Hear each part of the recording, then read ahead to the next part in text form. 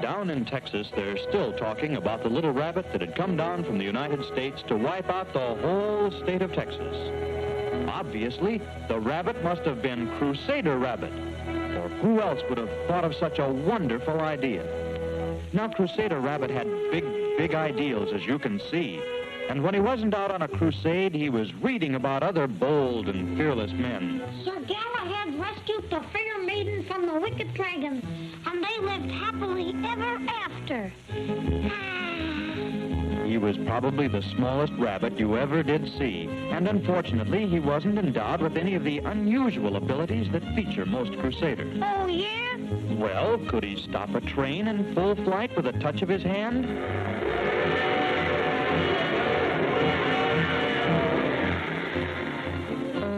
No. Could he fly through the air with the greatest of ease? No. Did he have X-ray vision? No. As a matter of fact, he was rather nearsighted. Is it X-G-R-S-T-U-V? The only thing Crusader could do when faced with a crisis was to run. Not a very helpful trait for a Crusader, perhaps, but you'll have to admit he developed it to the highest degree. Well, all this didn't stop Crusader from having big ideals. He saw himself as sort of a knight in shining armor, and he was always trying to help out other people, other causes, like the time he tried to make everyday Christmas by nominating Santa Claus for president. Well, to get on with the story, one day Crusader Rabbit was listening to the radio when he heard... And a good evening, Mr. and Mrs. North America. Let's go to press. Flash. I just received word that the Texans are chasing all of the jackrabbits out of Texas. Jumping grasshoppers, you should have seen Crusader Rabbit. He was off with a flash, heading for Texas to battle the Texans and protect his cousins, all named Jack. When all of a sudden, he realized... Golly, I might need some help. He knew he could handle the Texans. They were all singers, but he was worried about their horses. Well, as luck would have it, he was right by a circus at the time. So I went in to find someone who could help him. No, I'd never be able to talk to him.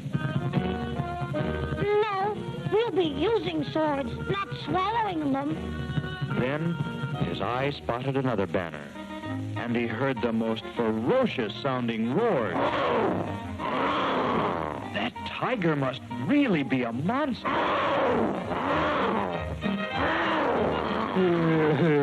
This has been a transcribed program. Crusader Rabbit knew he'd found the one to help, so he planned the escape. Tiger, it is I, Crusader Rabbit. The Texans are chasing my cousins, the jackrabbits, out of Texas. Here they are. And you got to help me, Tiger. Will you come with me to battle the Texans? Yeah, I'll do it. And so, having persuaded the tiger to join his forces, Crusader Rabbit and his newly found friend were off to Texas to battle the Texans. And so, our story opens today on Crusader Rabbit. What's that? Beg your pardon, sir. General Crusader Rabbit, hard at work organizing his approaching campaign. And here is Private Tiger doing some organizing of his own. 1, 2, 3, 4. 1, 2, 3, 4. 1, 2, 3, 4. 1, 2, 3,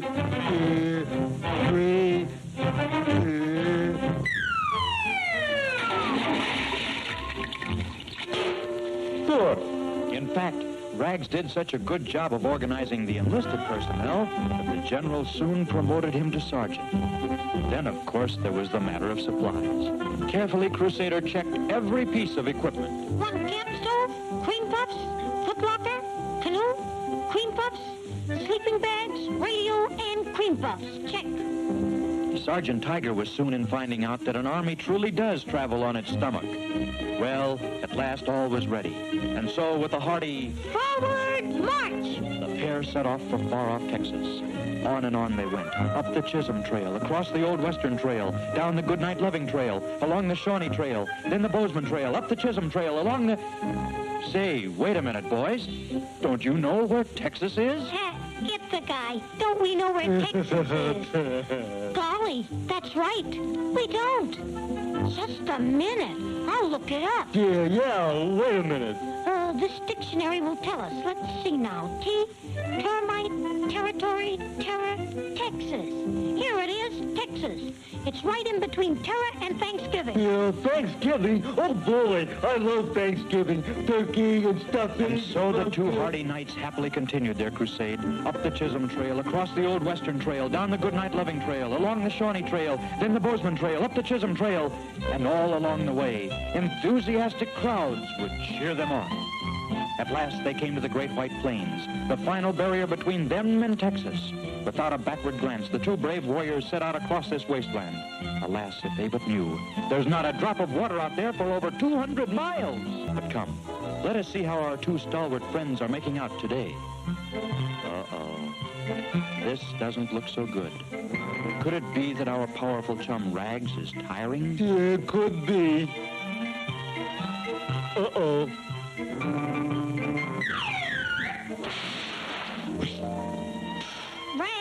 Rags, old pal, where are you? Hello. Don't do that. Although they had discarded everything but the bare essentials for survival, still the strain of the journey began to tell on our two brave compatriots. If only they had some water. Hour by hour, their thirst grew greater, and the mirages along the way didn't help one bit. Oh, boy, a lemonade. Now, here's what I call a high-class mirage. Gee, a swimming pool. Let me at it. Oh, brother, he sure learns the hard way. Watch me. Presenting Sergeant Tiger in the difficult 3 1/2 gainer.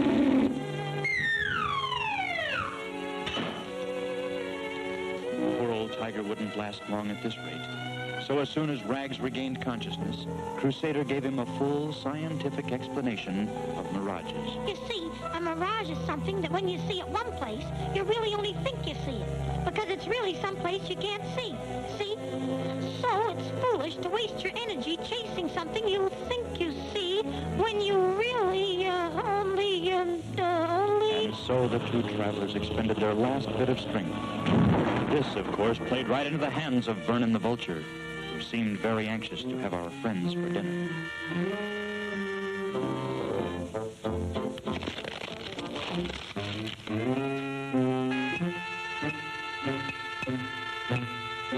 Rags, however, gracefully declined the invitation, and poor little Crusader stretched out on the burning sand.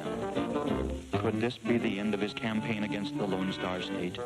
The end before his two-man army had even reached the Texas border? But I wouldn't give right now for a nice snowstorm. Say now, that's what I call service. Snow in the desert. Snow. Well, maybe it isn't snow, but it's a reasonably accurate facsimile. And so, Crusader, too, found the view of the situation much better from the top of a desert cactus. Nevertheless, this didn't discourage Vernon. He knew the two comrades had reached the end of their rope, so he set about tightening the noose. Oh, I'm a cat. Giant cactus begins to totter, and then... Timber!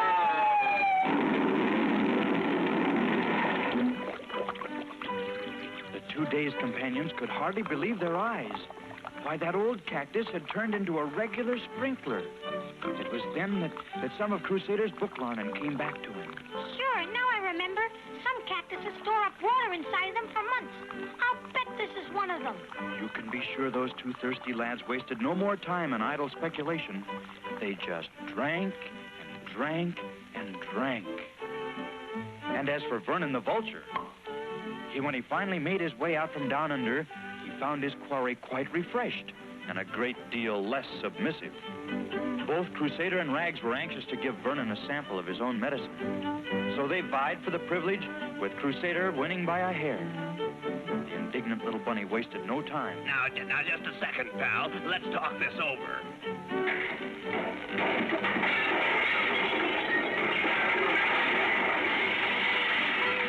And so, bidding farewell to their feathered friend, or rather their defeathered friend, Crusader and Rags set out once more for Texas with renewed energy. At last, they came to the Texas border. There was no mistaking it, for here, suddenly, everything was bigger. Bigger cactus, bigger prairie dogs. Why, all you had to do was step across that border and bingo! You too were infected with that Texas outlook. Hey, that's pretty good. Watch.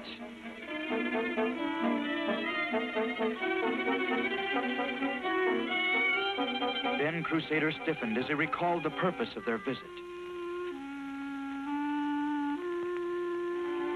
Hair remover indeed. Yeah, they don't say anything about tigers, and you can come along as my guest. I'm afraid our rabbit friend was not that easily soothed. Those signs really made his blood boil. Why, they can't do that to us rabbits. It's unconstitutional, that's what it is.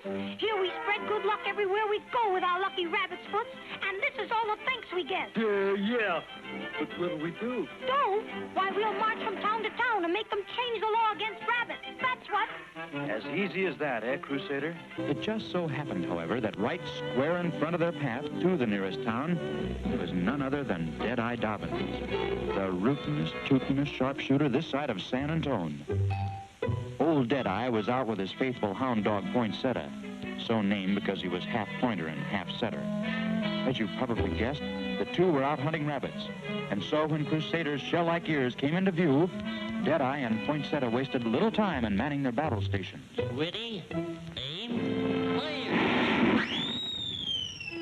Sizing up the situation, General Rabbit immediately ordered his shock troops into action. Charge! But it seems the shock troops were too shocked for such strenuous action, so they countermanded the order. It didn't take Crusader long to see the wisdom in Rag's decision. Crusader used every trick at his disposal, and you'll have to admit he had quite a few. You know, you could hurt somebody that way. All right, wise guy. Now I got you. Come out with your hands up. Yes, sir. Well, what do you know? A tiger! A tiger! Hey, you forgot your gun. It seemed Deadeye and Poinsettia had more important things on their minds. Having disposed of this barrier, the two compatriots were anxious to complete the journey just as quickly as possible. So, when they topped a hill and saw Route 87.5 running straight and true below, they hastened to its side. We'll hitchhike the rest of the way. That's what.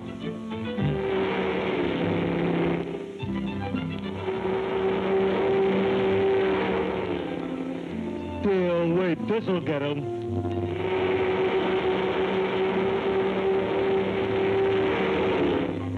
You know, the trouble is everybody's afraid of us. We better get a disguise now. Now, let's see. I've got it. What do they like in Texas better than anything else? Don't tell me, let me guess. Cream puffs? No, no, no, no. They like horses. Horses, that's what. Deftly, our two heroes disguised themselves as a noble steed. Then...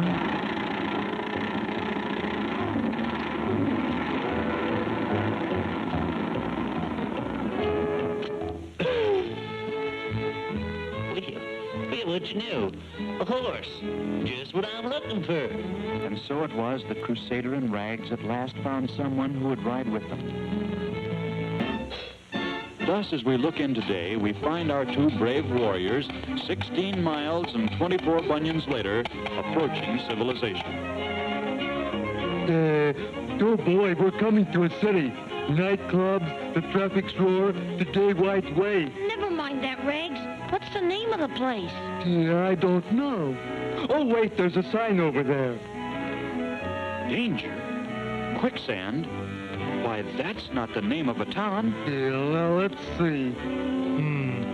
It's a very interesting name. Meanwhile, their hosts seem to be fast slipping away from them. Yeah, I think I know what's wrong. I don't know how to read Spanish. Well then, ask our friend what it says. Hey, he's gone. gratitude for you. But come, we've no time to lose. We must attack the town and challenge its champion to a duel.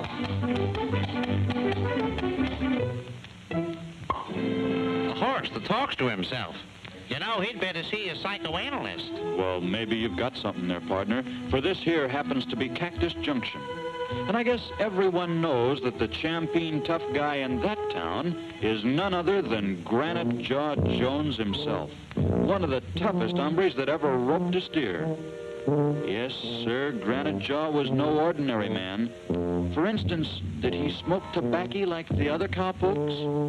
Not on your life. He preferred a nice mellow brand of TNT. That's what I call a smoke. Fact is, most everything Granite Jaw did was unusual.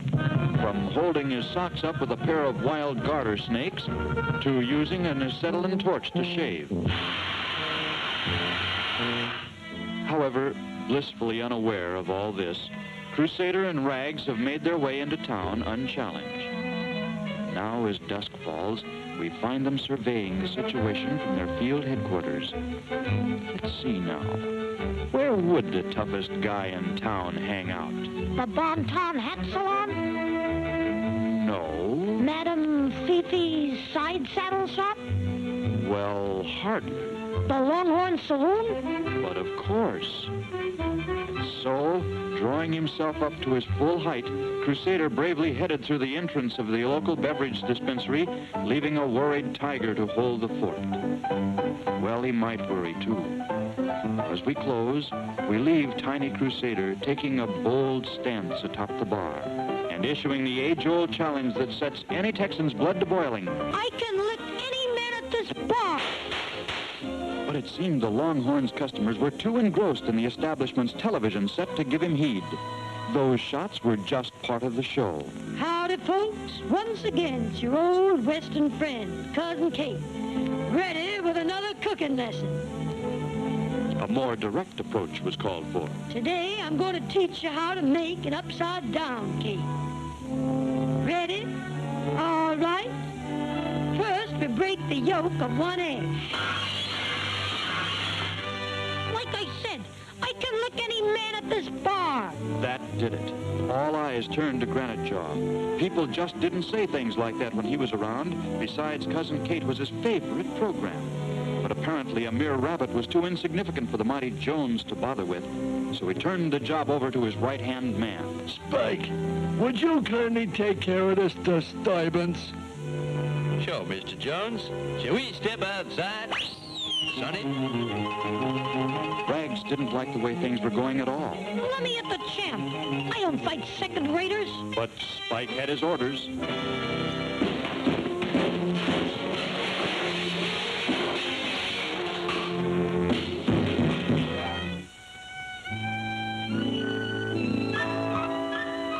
Yeah, well, he shouldn't have grabbed you by the ears. Never mind. Just stand by, Sergeant. I'm going back in. Nice going, Spike. Huh? This was clearly a job for the champ. Just wait till I get my hands on you.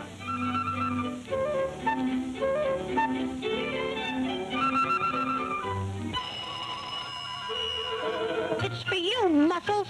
Oh, thanks.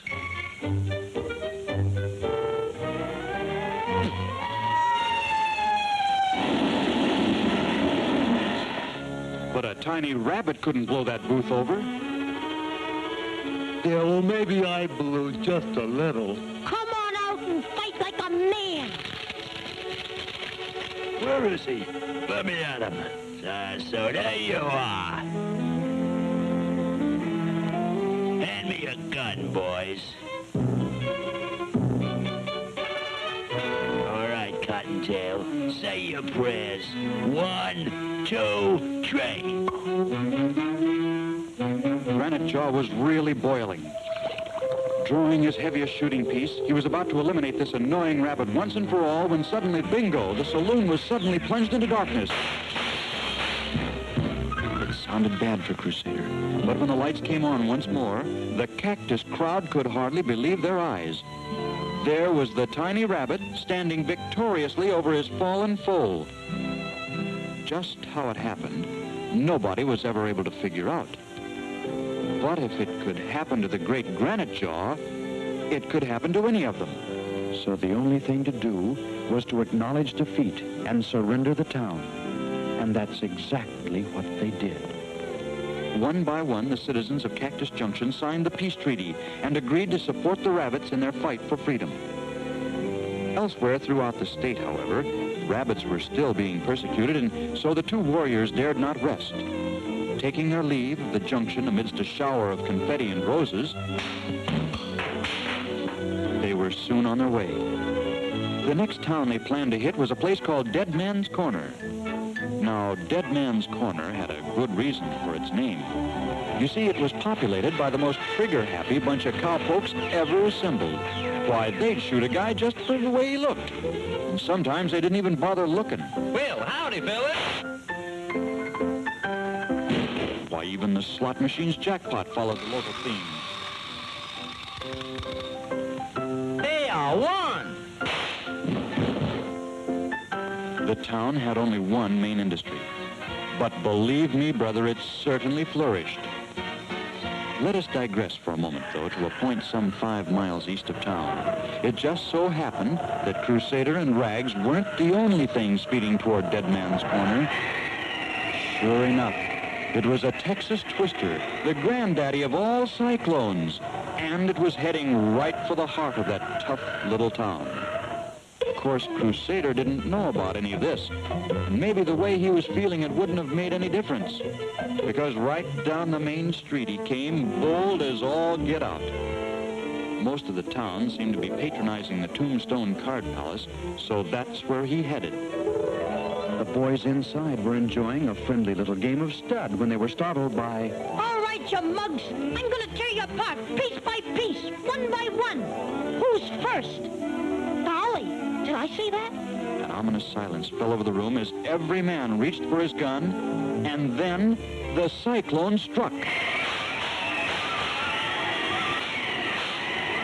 A Texas twister, the granddaddy of all cyclones, had passed right through town. When at last the dust had cleared over the pile of rubble, once known as the Tombstone Card Palace, the local lads had a very definitely changed outlook on mortal combat. What happened? We was discombobulated by one mighty rugged rabbit. Roughest critter I ever see. I'm trading this in on a nice gentle guitar, that's what. Yep, every last one of those fellas figured that Crusader had caused all that commotion. So they were more than anxious to sign Crusader's peace treaty. And as for the equal rights clause, heck, they figured they were pretty lucky to be considered the equal of such an atomic bunny. And so, leaving Dead Man's Corner flying his flag of freedom, Crusader joined his loyal friend, Rags the Tiger, on the outskirts of town. What a battle! What a victory! Exactly how did I do that anyway? Well, I guess you just don't know your own strength. Remind me to go a little easy on the next town. The next town was soon reached, and once again, Crusader and Rags thundered into battle.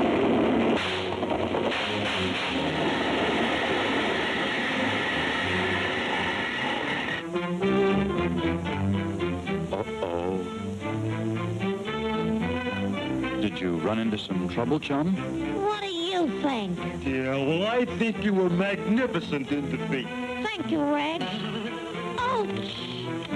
How many towns have we left anyway? Yeah, let's see, 2,997. Maybe we're going at this all wrong. Sure, that's it. Why try to convince all these people when all we have to do is to convince him? Gee, Crusader, you're a genius. And so, donning their noble steed disguise, for they were well aware that Texans love horses better than rabbits and tigers combined, they set out to find the one who controlled the destiny of so many, the Rabbit and Hair Removal Commissioner in Austin, Texas. Unaware that a rabbit and a tiger, or rather a noble horse, was about to challenge his entire program. Making their way to the 17th floor, our friends started down the long corridor of wildlife departments. Let's see. Marine department, sea lions, seahorses, and seesaws. No. Stork department? Yeah, no. Skunk department? No, thanks. Rabbit and hair removal department? Ah, at last. But it wasn't quite that easy. Once inside, they were confronted by the chief secretary, who said, Ah, what is it? We're a horse. Oh, I just love horses. Yeah, well, I like secretaries, too. All right, you guys, break it up. Who said that? We want to see the commissioner. I guess my voice is changing. A purple horse. Oh, well. Gee, there's a horse of a different color out here to see you. He'll be just a few minutes. but the minutes lapsed into hours, and still our boys waited and waited. Unfortunately, the scenery wasn't conducive to relaxation. Not as far as Rags was concerned anyway, and it wouldn't have helped his nerves one bit had he known his adversary beyond that door. For the commissioner was none other than the world-renowned big game hunter, Frank Sawbuck, in person. Oh, yes, indeed. There had been a time when Sawbuck could stop a charging rhino with a well-placed shot from nothing more than his trusty bean shooter. He was the toast of all Africa. But alas, then it happened. Frank began to lose his 20/20 vision. He was unaware of just how much his sight had slipped until one day when he was out hunting. Then, in the path of a charging bull elephant, he took his stance and calmly reached for his can of beans. Suddenly, he realized the trick his eyes had played on him. He had brought along bean soup instead of beans. And so, Sawbuck was demoted from the big game department all the way down to the rabbit and hair removal department, where we now find him pondering his fate. Rabbits, hares, rabbits. I hate them all. Then, as Rag's eyes strayed for a moment from the pretty secretary... P-R-I... Private. Hey, he's only a private. That did it. Imagine General Crusader and Sergeant Rags waiting to see a mere private. Without further ado, they pushed past the secretary and on into Sawbuck's inner sanctum. Private Sawbuck? What's that? Oh, yes. By the way, Sawbuck was terribly, terribly nearsighted. I didn't see you come in. Sawbuck's the name. Frank Sawbuck. He shook hands with his coat at least 10 times a day. Oh, it's you, the horse. Yes, sir. I know. You want to run in the Kentucky Derby. They all do, but you're in the wrong department. All I handle is rabbits. Oh, excuse me. Hey, wait a minute, Rags. That's why we're here. Listen, Commish, this treatment you're giving the rabbits has got to stop. Stop? But not till I chase every last one of those gluttons across the border. Gluttons? You heard me. Why do you think I'm so nearsighted? It's all on account of those rabbits. How could rabbits make them nearsighted? I don't get it. Well, it's simple. Now, everybody knows that carrots are the best thing in the world for your eyes. So what happens? The rabbits decide to make carrots their favorite food. Why, before we humans can even get so much as a nibble, those blankety-blank bunnies have gone and eaten every last carrot in the state. See what I mean? Every day, more and more Texans are becoming nearsighted just because we can't get our carrots. Why, just look at the traffic problem we've got. All because of weak-eyed drivers. Then, as Rags leaned out of the window for a better view... Hey, take it easy. He got his view all right. But at what a price? Rags! Say, wait a minute. You're not a horse. Why, you're a rabbit. And I hate rabbits. Just wait till I... That's a terrible cold you've got. It's not a cold. I'm allergic to rabbits. Oh, well, if you'll just sign this agreement to call off the ban against rabbits, provided they give up eating carrots, I won't bother you again. When I get my hands on you, you won't bother anybody again. Choo. But every time Sawbuck got near Crusader, his sneezing got worse. Choo. Choo. Just sign here, chum. Choo. Stop. I'll sign anything. Anything at all. Just go away. And so it was that Sawbuck signed the pact. But then, the moment the door shut behind Crusader... Guards, quick. There's a rabbit loose in the building. You know what to do with him. A fat chance he'll have a change in the rabbit's eating habits where he's going. Crusader, meanwhile, sauntered down the hall, blissfully unaware of Sawbuck's treachery. Then... Must be a fire near here. Hey, Mac, what's all the excitement? Don't bother me. I'm busy looking for a rabbit. Oh, excuse me. A rabbit? Hey, it's him.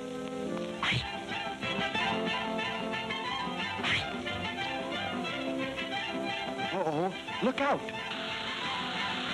Alas, the odds were too great. The commissioner had won out in the end. Take him away.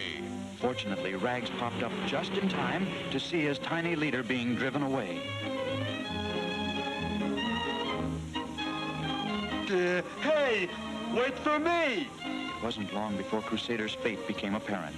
Sawbuck was sending him to the Rabbit Deportation Center. Here, every rabbit captured was packed and shipped out of the state. Of course, the commissioner gave them a choice of destination. They could either go to the North Pole or to the South Pole. Although Rags' threadbare coat was hardly made for a cold climate, he determined to share his small friend's fate, whatever it might be. Come on, open up! Let me in! Hey, go on, beat it. You're no rabbit. Golly, if I only was a rabbit. Hey, that gives me an idea. It was hard to imagine that Rags ever got an idea, but sure enough, a plan slowly began to form as he summoned up his rusty powers of concentration. And so, a little later, Rags the Tiger emerged from a local costume shop, disguised as Rags the Rabbit. His first move in his new role was to head straight for the Lone Star National Bank. Here on exhibition was the one remaining carrot in the state, the only carrot still uneaten by the rabbits. This suited Rags' plan to a T. Thousands of carrot-starved Texans had been lined up all day patiently waiting for one look at the priceless morsel. So you can well imagine their reaction when they saw instead a tremendous rabbit consuming the last of their vegetable treasure. Pandemonium broke loose. And soon Rags the Rabbit was on his way to becoming a guest of the deportation center. If Crusader was to do any convincing, he would have to work fast.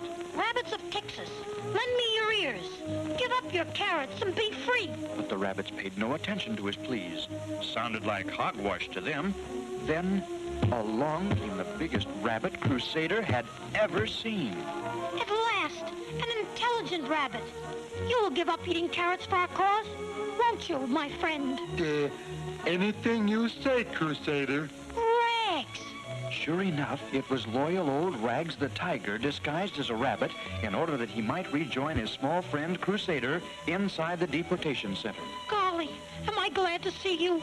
I can't seem to get any of these stubborn bunnies to give up carrots. That's funny. I'd rather eat cream puffs than carrots any day. Hey, wait, that's it.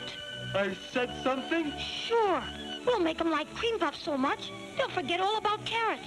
In no time at all, Crusader had whipped up one of the best publicity campaigns you ever did see, featuring Rags and his disguise. Hurry, hurry, hurry! See the wonder of the age! Rags, the world's strongest rabbit!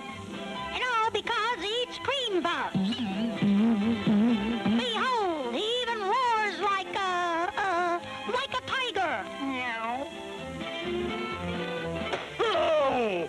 No matter where they looked, the rabbits were confronted with Crusader's message. Billboards blossomed throughout the camp. Even the guards unwittingly helped the cause. Then, too, there was skywriting. supplied through the courtesy of rags and a 5-cent cigar, plus a rain of free samples. And who but Crusader would have set up a television station right at the deportation center? Rabbits, do you look like this in a bathing suit? Or this? Remember, you won't look like a cream puff if you eat them. Crusader Rabbit says you can't go wrong with cream puffs. Cream puffs. Spend your money on the life-size bag. Switch to the cream puff way.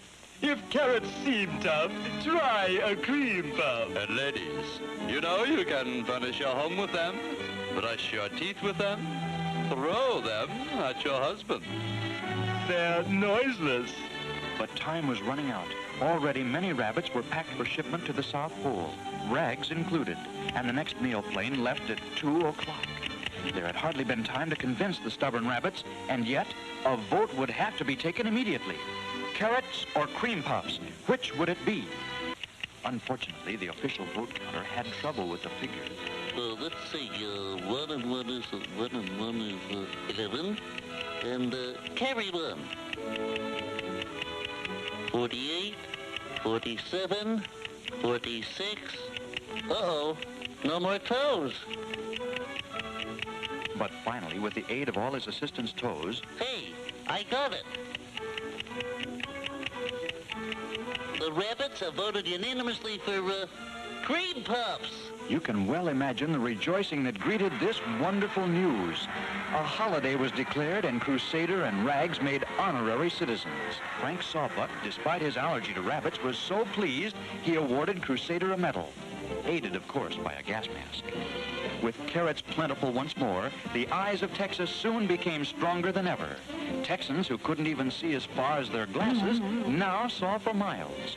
Matter of fact, the astronomers atop Mount Palomino found their giant telescope obsolete. A Texan could see farther. True, without carrots, all the rabbits became nearsighted. But they didn't seem to mind as long as they had plenty of cream puffs. In fact, the cream puff bakers erected a special statue. Who is it? I don't know. Had their vision been better, they would indeed have been proud, for one of their kind had joined the select circle of Texas immortals. Thus, having brought his valiant campaign to a successful conclusion, Crusader turned his attention to other fields. Don't miss the start of Crusader Rabbit's new and thrilling crusade next time.